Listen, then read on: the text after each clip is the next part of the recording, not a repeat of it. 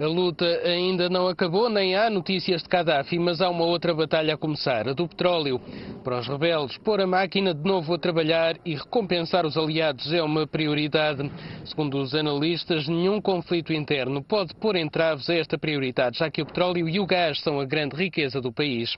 Antes da guerra, a Líbia produzia 1,6 milhões de barris por dia, cerca de 2% da produção mundial. Mas o potencial é muito maior. O país tem as maiores reservas da África, avaliadas em 44 mil milhões de barris, mas é uma riqueza subaproveitada, já que o país é apenas o quarto maior exportador africano. 85% dessa exploração vai para a Europa. Por isso, os europeus estão na primeira linha, a começar pela italiana Eni.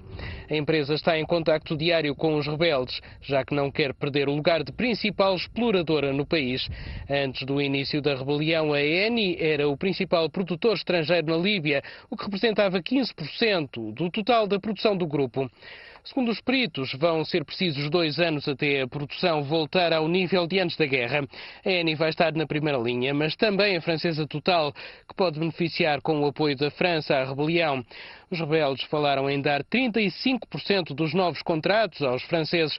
À espera de contratos estão ainda empresas como a Suíça Vitol ou a Qatar Petroleum. Isto sem falar de gigantes como a BP e a Shell, que esperam também tirar algum proveito. Já a China e a Rússia multiplicam as ofensivas diplomáticas. Com a abstenção no Conselho de Segurança da ONU em março, Pequim e Moscovo, grandes parceiros da Líbia antes da guerra, podem ter perdido a corrida ao ouro negro no futuro. Mas, por enquanto, todos os contratos assinados na era Gaddafi vão ser cumpridos.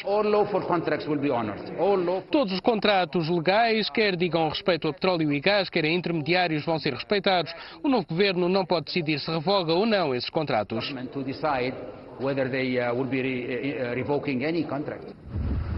A política vai, sem dúvida, pesar neste dossiê. Os aliados dos rebeldes vão, com certeza, ser recompensados. A urgência é reabrir os campos petrolíferos fechados, pelo que para já não se prevêem grandes mudanças, mas no futuro serão os negócios a falar mais alto, mais do que as declarações ou promessas políticas.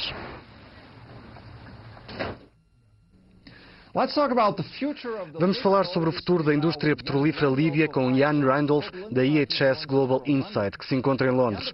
Jan, a corrida pós-guerra ao petróleo já começou com multinacionais como a Eni e a Total a liderar o regresso à Líbia. As empresas italianas e francesas vão ser as vencedoras da revolução anti-Gaddafi? Acho que sim. Penso que o governo interino vai querer honrar os contratos existentes, embora eles tenham o direito de os reabrir enquanto novo governo soberano. Eu penso que aqueles que têm investimentos no país vão ser autorizados a retomar as operações. Depois parece-me que os europeus, em especial os franceses e britânicos, que lideraram a causa rebelde desde o início, vão ter vantagens em termos de novos contratos.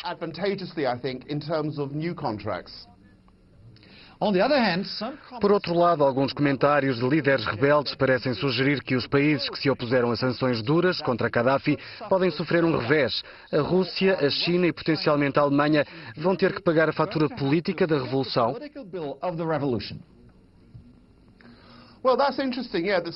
É interessante, alguns rebeldes têm dito isso. Os contratos chineses e russos, e eles entraram muito tarde no jogo, têm uma posição segura. A Companhia Petrolífera Nacional Chinesa e a Gazprom, por exemplo, tinham algumas licenças. Penso que eles não vetaram a ação da ONU para garantir a segurança dos civis, mas ao mesmo tempo queixaram-se que a NATO ultrapassou o mandato da ONU. Sim, eu acho que é óbvio que os europeus estarão em vantagem. É o mercado mais próximo, é onde há todos os negócios para fazer e eu acho que eles vão seguir essa linha. It's obvious, I think, though, that the Europeans will be advantaged. It's the closest market. It's where all the business is to be done, and I think they'll pursue that line. Vamos falar de dinheiro. Qualquer reabilitação e reconstrução do setor petrolífero e do gás necessita de financiamento, provavelmente financiamento maciço. Isso vai ser um problema para a Líbia, dado o estado atual dos mercados de capitais? I honestly don't think so. I think Honestamente não me parece. Acho que a Líbia tem uma enorme vantagem aqui. A dívida externa é muito pequena, menos de 1.000 milhões. want to lend to Gaddafi. Os bancos ocidentais não quiseram emprestar à Líbia e Gaddafi não era um grande mutuário, era mais um autocrata xenófobo que acumulou ouro e divisas. Dollars worth. Estimamos que cerca de 60 mil milhões de dólares em ouro e divisas. A sovereign wealth fund. E além disso, eles construíram um fundo soberano, a Libyan Investment Authority, através de excedentes de exportação. O fundo tem ativos no valor de 60 mil milhões de dólares. Portanto, estamos a falar de mais de 120 mil milhões de dólares em ativos, incluindo ativos líquidos que podem rapidamente ser usados na reabilitação e reconstrução. Claro que isso tudo depende da segurança e da estabilidade da Líbia. Vamos supor que tudo corre sem problemas no futuro. A retoma do setor energético líbio vai resfriar os preços do petróleo. Libya is an important oil. A Líbia é um importante produtor de petróleo e gás, mas só contribui mesmo em pleno com 2 ou 3% para a cadeia de fornecimento global de petróleo e gás. So if Portanto, pode ter um impacto mínimo no preço do petróleo. price, Assistimos recentemente a quedas do preço do petróleo, mas isso tem mais a ver com a economia global e com as condições da procura global de petróleo, com o arrefecimento das economias emergentes, o arrefecimento do crescimento na Europa e nos Estados Unidos. Isto tem um efeito mais fundamental e profundo na redução do preço do petróleo do que os acontecimentos na Líbia. with the turns of events in Libya. Okay, interesting stuff there from Jan Randolph of IHS Global Insight. Thank you very much. Good to have you on the program. Thank you.